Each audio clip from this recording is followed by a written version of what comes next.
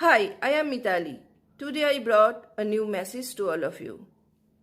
Nothing new that at this moment the world is passing through a challenging phase due to COVID 19.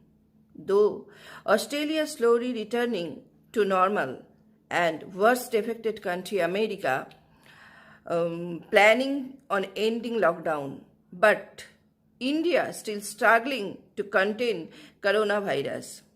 Shoham, my student, tried to throw some light on the current situation in India. Hi, I'm Shoham from India. I'm studying mathematics honors from St. Xavier's College in Mumbai. So, I want to voice my opinion about the current coronavirus situation in India, especially.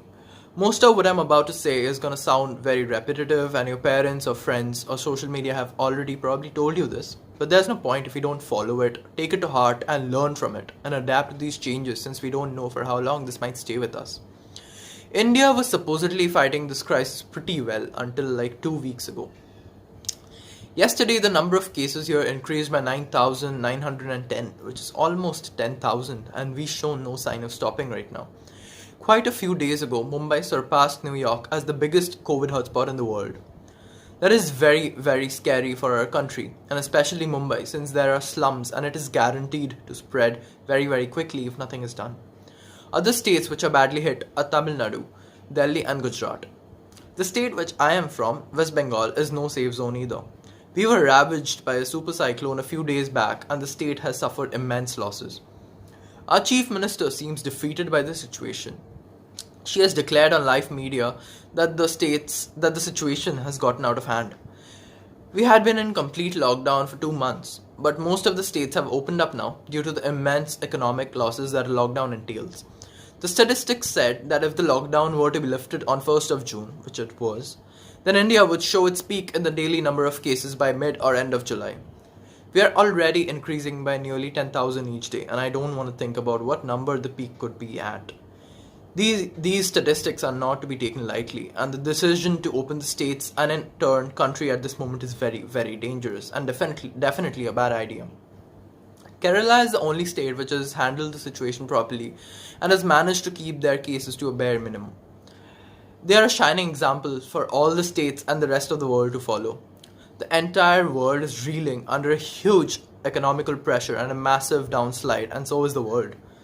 It is not hard to imagine the scale of the recession that the entire world will face when we have dealt with this pandemic, and the thought itself is very scary. The loss of jobs, huge decline in employment rates, and the pay cuts have already started. Along with these, we have experienced a devastating cyclone in the east coast. We are in the midst of another one that is ravaging the west coast, and then we have suffered a massive locust attack, which is supposedly the biggest one we have faced in 27 years, and therefore, if we then add the losses due to coronavirus, the numbers are just too astronomical to comprehend. To be honest, no one can even start imagining what the world will be like when we are finally done with this.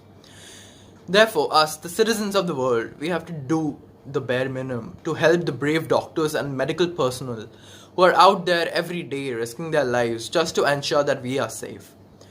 We have no choice but to follow the rules and maintain social distancing. Remember, stay away from people and use soaps and sanitizers regularly, especially when we come back home after having been out. Please stay indoors as much as possible. Staying clean and away from people is the only thing we can do until a cure or vaccine is found. Please, people, endure a little longer. Because if we all follow the rules and do the needful, the pandemic has no choice but to end. That's it from my side. Stay home, stay indoors. Cheers.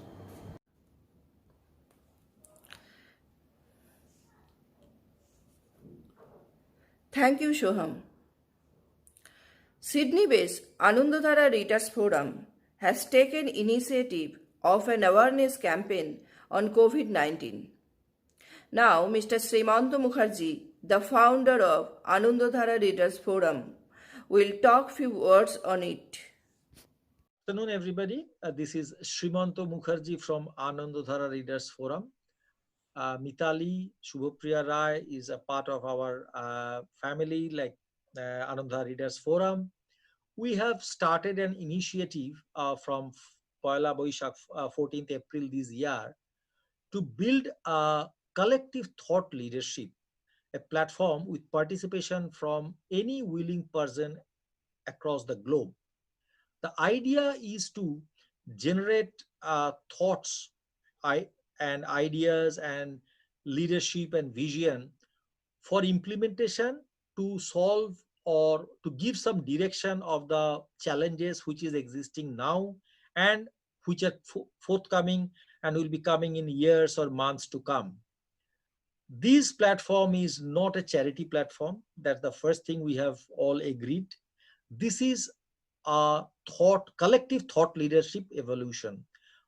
The project which Shubhapriya is taking up is creating awareness, educating people and how to implement in a very small scale about the hygiene and hand wash. So the first thing will be creating awareness, keeping yourself safe and healthy, corona free is one of the achievements, so everyone should try to do that.